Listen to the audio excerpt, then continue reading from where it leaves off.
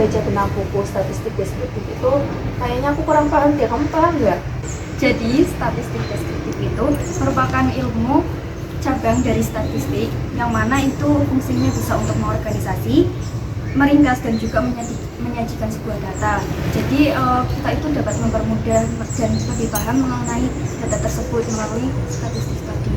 Lalu ada beberapa komponen utama dalam statistik deskriptif itu. Yang pertama itu ada komponen ukuran pemusatan data. Itu ada mean, modus dan juga median. Terus ada komponen penyebaran data. Itu ada jangkauan, simpangan kuartil, simpangan persentil, simpangan rata-rata, simpangan baku dan varians. Lalu ada komponen yang selanjutnya itu ada ukuran letak. Itu ada ukuran letak data tunggal dan data kelompok. Yang terakhir itu ada penyajian data. Penyajian data itu ada dua, berupa grafik dan juga berupa tabel. Oh, jadi gitu ya? Iya, semoga bisa membantu ya. Iya.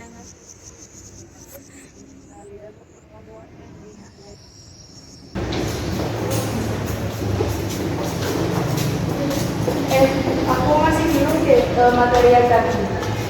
Gimana kalau kita bahas di dalam? Ayo, boleh? Ayo. Buat cari mean atau rata-rata ini gampang. Nah, pertama kita ini ada data seperti ini, kemudian frekuensinya ini. Nah, kita totalkan dulu frekuensinya. Cara menentukan frekuensinya tinggal ditambahkan 2 ditambah 8, 10, 10 ditambah 9, 19, 19 ditambah 6, 25, 25 ditambah 3, 28, 28 ditambah 2 sama dengan 30. Jadi total frekuensinya ada 30. Kita lambangkan menggunakan sigma F sama dengan 30. Nah, yang selanjutnya yaitu kita mencari nilai tengah. Nah, mencari nilai tengah itu nilai di sini kita tambahkan, kemudian kita bagi dengan 2. Nah, yang pertama ini 21 ditambah dengan 25 sama dengan 46. 46 dibagi 2 sama dengan 23. Nah, yang selanjutnya kita tambahkan ini 26 ditambah 30, kemudian dibagi 2 jadinya 28. Nah, setelah kita mendapatkan nilai tengah, kemudian frekuensi kita kalikan dengan nilai tengah ini.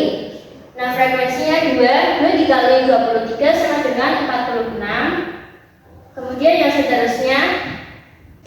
Nah, setelah kita dapatkan hasil semuanya, kemudian kita kalikan frekuensi dengan nilai tengah. Nah, ini maksudnya frekuensi dikali dengan nilai tengahnya tadi. Nah, selanjutnya kita jumlahkan semuanya. Kita lambangkan dengan sigma Fi kali X. Dengan 46 ditambah ini semua ya. Nah, kita ketemu hasil 1020. Nah, kemudian langkah yang selanjutnya yaitu kita mencari nilai mean-nya. Kita lambangkan dengan X bar sama dengan rumusnya sigma ini, kemudian dikalikan ini dibagi dengan frekuensi. Nah, kita tulis sigma Fi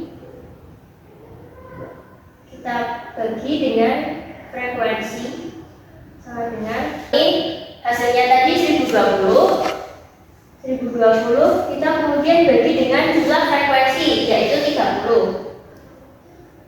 Nah, kita bagikan dan ketemu hasil 34. Jadi mean dari data tersebut yaitu 34. Jadi ini ada data kelompok. Di sini ada nilai 41 sampai 45 itu frekuensi 10 dan seterusnya. Untuk mencari modus itu ada rumusnya yaitu modus sama dengan L ditambah D1 dibagi D1 ditambah D2 dikali C. Dan bisa dilihat dari data ini untuk modusnya itu di angka di data nilai 5155 dengan frekuensi 35. Nah, untuk mencari modusnya kita perlu menghitung L-nya. L sama dengan diambil dari tepi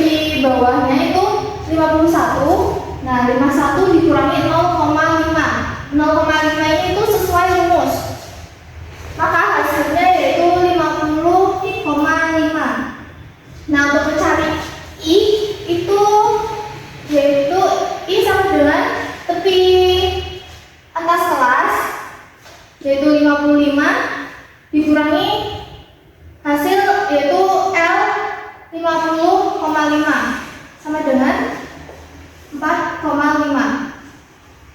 Nah, lalu untuk mencari D1-nya sendiri, itu tadi D1 selisih antara frekuensi kelas yang adanya modus dengan frekuensi kelas sebelumnya. Jadi 35 ini dengan 14 itu dikurangi. Jadi untuk D1-nya sama dengan 35 dikurangi 14 sama dengan 21. Nah, sedangkan untuk D2-nya itu selisih antara frekuensi kelas yang terdapatnya modus dengan frekuensi kelas terdapatnya modus setelahnya. Jadi 35 ini dikurangi dengan angka frekuensi 21. Maka 35 dikurangi 21 sama dengan 14. Nah, setelah tadi hasil yang kita cari itu dimasukkan ke rumusnya. Jadi modus data kelompok ini itu adalah 53,2. Nah, jadi manfaat kita mempelajari statistik deskriptif yaitu yang pertama ada meringkas data yang kompleks. Statistik deskriptif membantu kita untuk menyederhanakan data yang mentah yang datanya itu sangat besar menjadi ringkasan yang mudah untuk dipahami seperti rata-rata dan juga grafik. Lalu manfaat yang kedua yaitu ada mengidentifikasi pola dan juga tren. Yang ketiga yaitu ada pengambilan keputusan yang lebih baik.